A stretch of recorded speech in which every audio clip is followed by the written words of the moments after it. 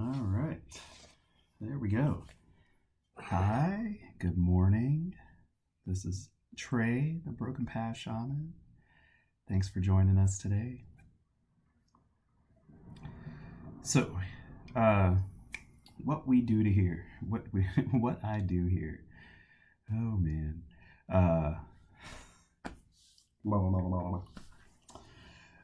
So here we meditate every day. Welcome to my virtual medicine lodge.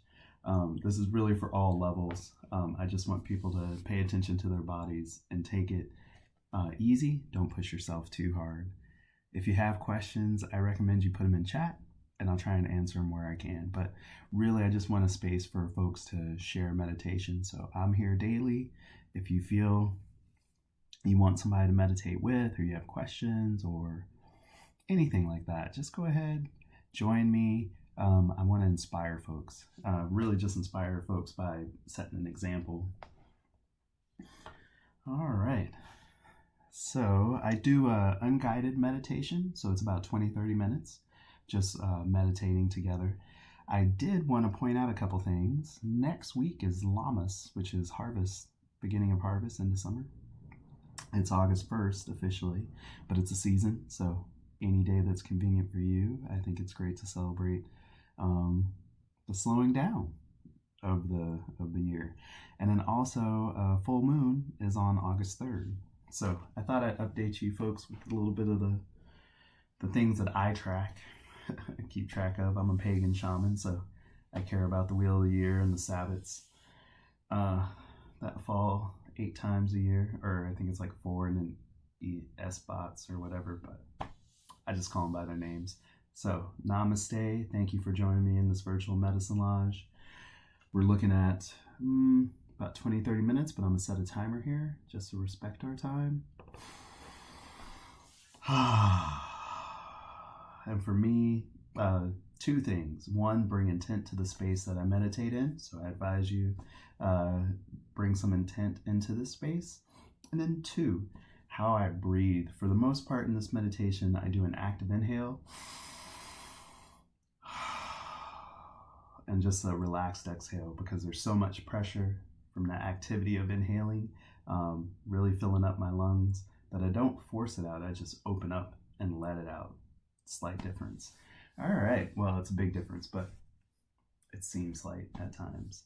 So here we go. Oh, and I do 3 different cycles of poses. So I'm going to start on my knees here in a Vajrasana, or that's the Sanskrit name for thunderbolt pose or diamond pose. I like to do the rock pose variation where I sit on my heels. But it took a long time to get there.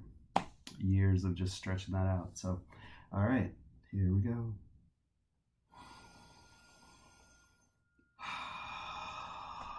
And as I let that air out, I just kind of imagine all those muscles just kind of relaxing like a sigh.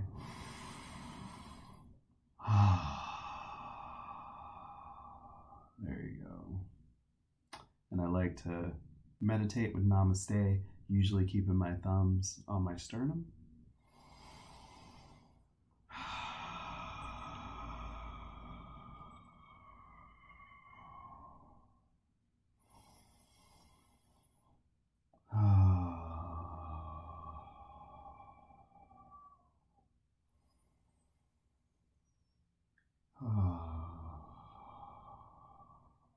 I suggest everybody gaze upon the tops of plants or tops of trees.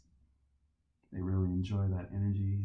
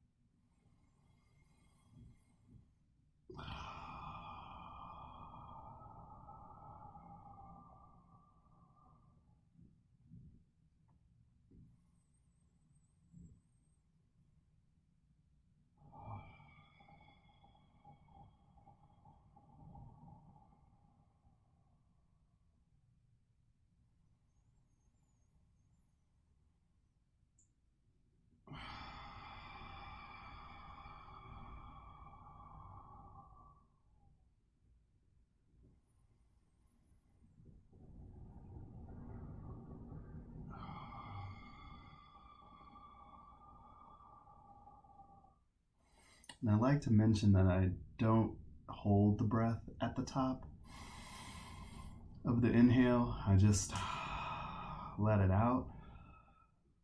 There's a bit of a pause because at best it's like a yawn. I try and pull more in, so I'm at the top trying a little bit more. So I know I'm full, but not necessary. It's just kind of a habit I guess I have.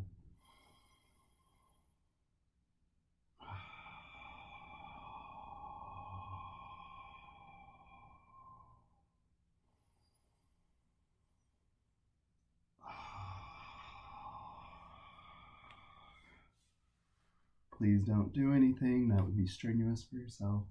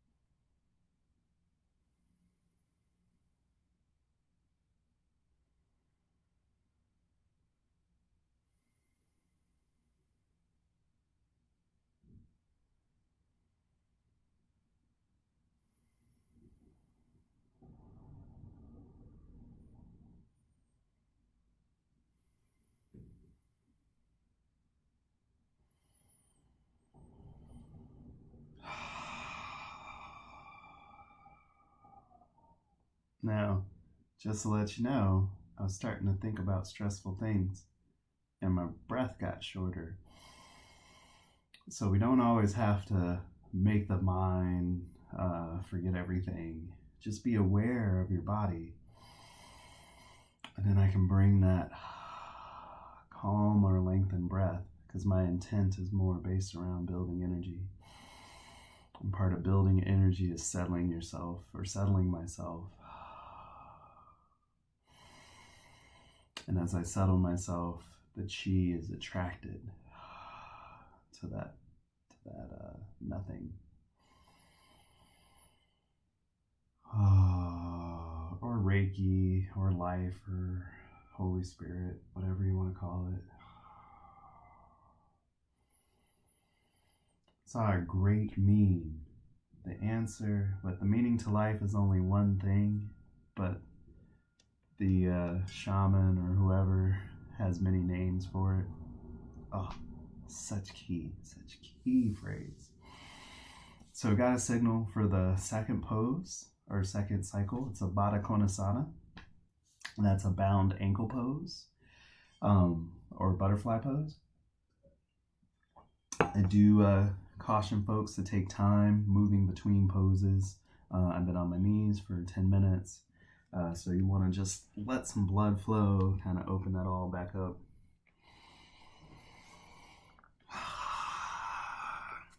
Now I'm recovering from some nerve pain, nerve damage, pinched nerve. So I have to modify. I can't do the Baddha Konasana. But I want to just suggest that when folks modify, try and keep your intent.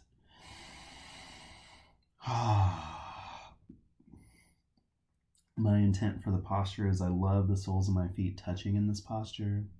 I want to soften my left leg, or remove all the tension from my left leg, while at the same time lengthening my spine, which I can observe from the inhale, top of the inhale, or a full bag of air.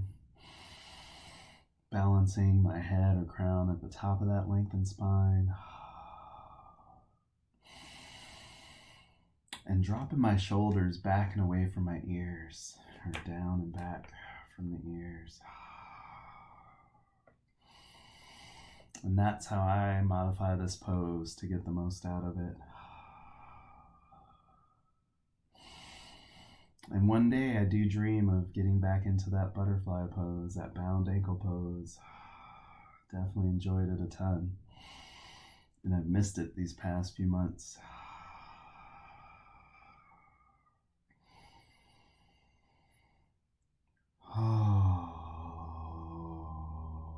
But I do have to say that through this journey, I feel that pushing myself in these postures too far caused the damage. I had lifelong issues anyway, but I think it was a straw that snapped the camel's back in this case.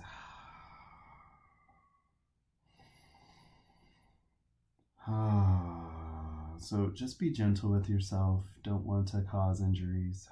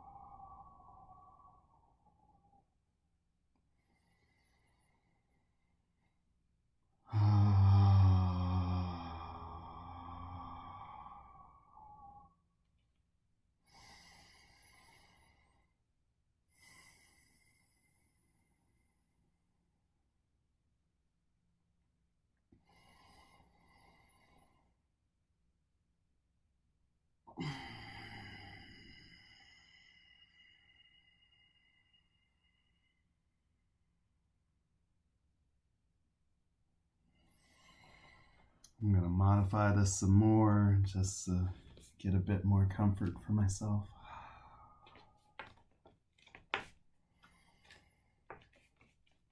Oh, now I am reminded to let folks know I'm putting my arms behind my back to support myself a bit more, because I don't really have the strength to hold myself up like this.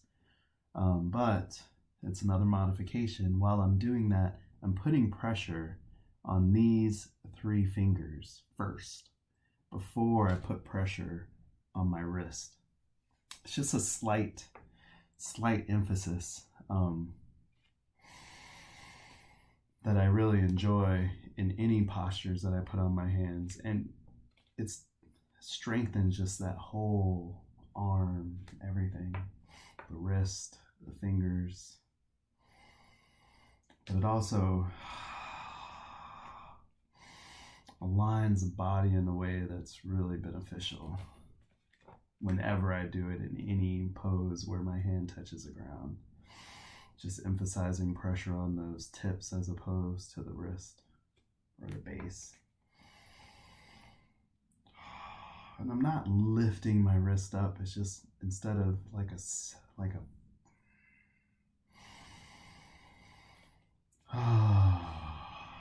not sure what it's like, but instead of pushing down on the base, pushing into those fingertips. Oh, I can just find more space in my postures when I do that.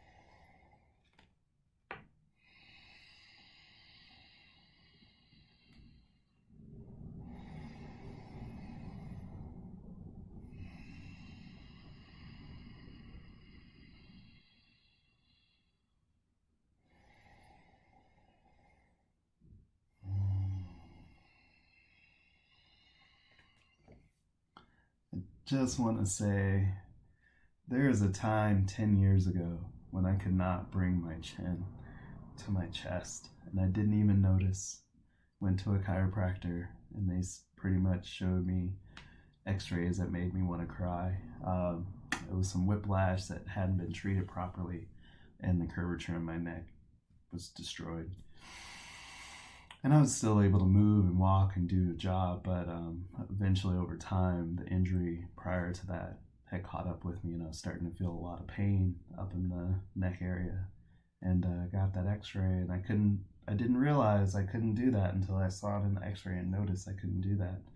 And now, years later, not focused effort, but lots of just care for the body. I can do that. That's a beautiful thing. So, be consistent. Stay with your practice. Good things will come in time. All right, so signal for the third posture. The third posture, Sanskrit name for it is Pranamasana. That's Namaste mountain pose, or Tadasana, which is just regular mountain pose. Now, I bought BKS Iyengar's book, Light on Yoga, and I've been working through the first 2 weeks of his course, which is in the appendix. Pretty neat. I didn't realize that, but I like to read books, so I found that at the end. And while I do Tadasana, I haven't been doing Pranamasana. And that's because the Tadasana is so new and so much work. I still haven't found a good way to bring Namaste into it. But one day. So, with that said, I like to remind us that while we're in Tadasana, Pranamasana, mountain pose, Namaste or no Namaste, that we as humans are uniquely positioned between the bodies of the earth and the sky. And so while in this posture, I like to remind myself to stretch towards the sky and ground through the earth towards the earth's core, and really be a union of those two bodies.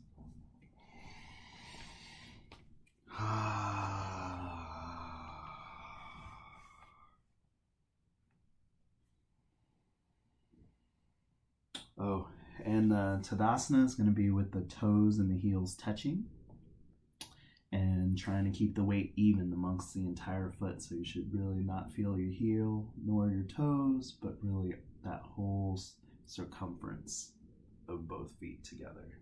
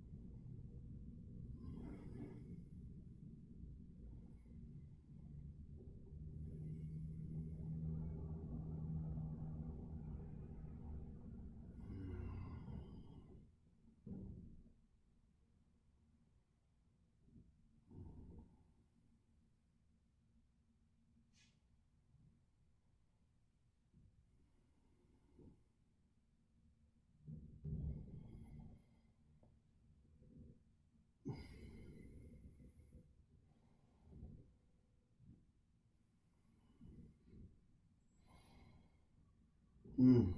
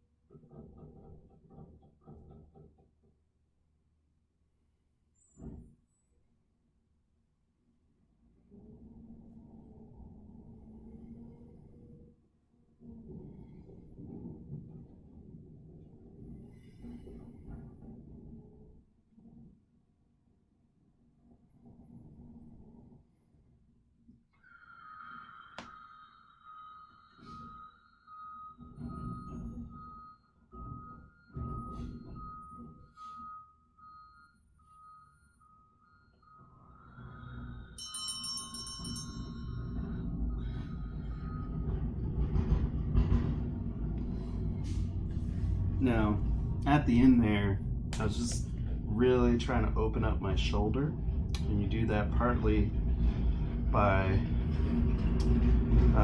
imagine the thumb in front of you, and then slowly, gently, just rolling the shoulder and the thumb so it faces behind you. It's just really a mild Qigong method to just bring energy into that shoulder well. So that's all. Not trying to do anything crazy, just really trying to open up. I have a tension, activity, relaxation. These are all different things, right? So attention is when I have activity in my muscle that is not conscious.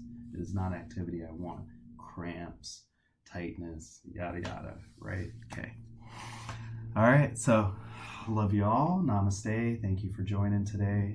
Appreciate us all sharing space together as I get to watch the divine awaken in you. So thank you so much. All right, we'll see you tomorrow. We'll do this again. If you have questions, you can find me on BP_shaman on Twitter, or subscribe to YouTube here, and you'll get notifications when I go live, because I have no schedule. So I do it before work, on the weekends, a little bit later, but I might do it earlier because the later has been pretty difficult. But that's some minutia. Don't forget Lammas or Loaf Mass or Harvest begins August 1st. I'm in wine country, close to, I'm in Berkeley. But yeah, that's the start of grapes getting picked, one of my favorite things. I should almost worship Bacchus. I love beer, coffee, wine, food. I love these things, let me tell you. All right, and then the next full moon is August 3rd. All righty.